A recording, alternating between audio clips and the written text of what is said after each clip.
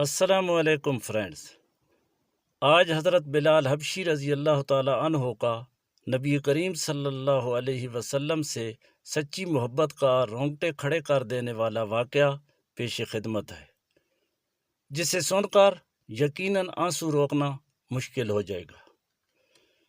نبی کریم صلی اللہ علیہ وسلم کے دنیا سے پردہ فرمانے کے بعد حضرت بلال رضی اللہ تعالی عنہ ملک شام چلے گئے اور وہیں بس گئے۔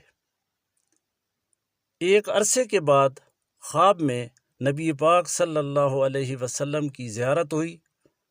آپ صلی اللہ علیہ وسلم نے فرمایا، بلال، ہمیں ملنا کیوں چھوڑ دیا ہے؟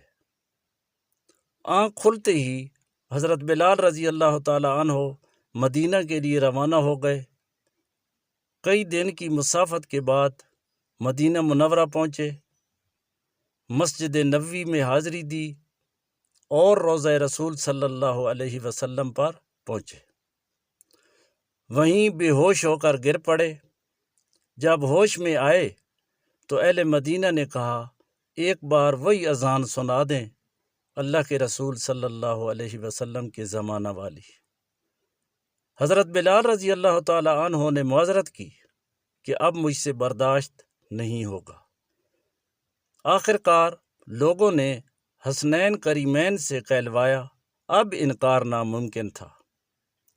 حضرت بلال رضی اللہ تعالی عنہ نے اذان شروع کی تو اہل مدینہ رو پڑے، دل قابو میں نہ رہے۔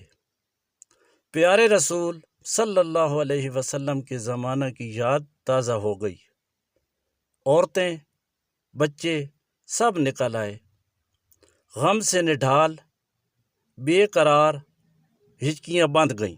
جب حضرت بلال رضی اللہ تعالی عنہ نے کہا، اشہد ان محمد الرسول اللہ، لوگ چیخیں مار کر رونے لگے۔ حضرت بلال رضی اللہ تعالی عنہ کی نظر ممبر رسول صلی اللہ علیہ وسلم پر پڑی۔ ممبر خالی تھا، سرکار نہیں تھے۔ خالی ممبر دیکھ کر حضرت بلال رضی اللہ تعالی عنہ گر پڑے اور بے ہوش ہو گئے۔ اس وجہ سے اپنی اذان مکمل نہ کر سکے۔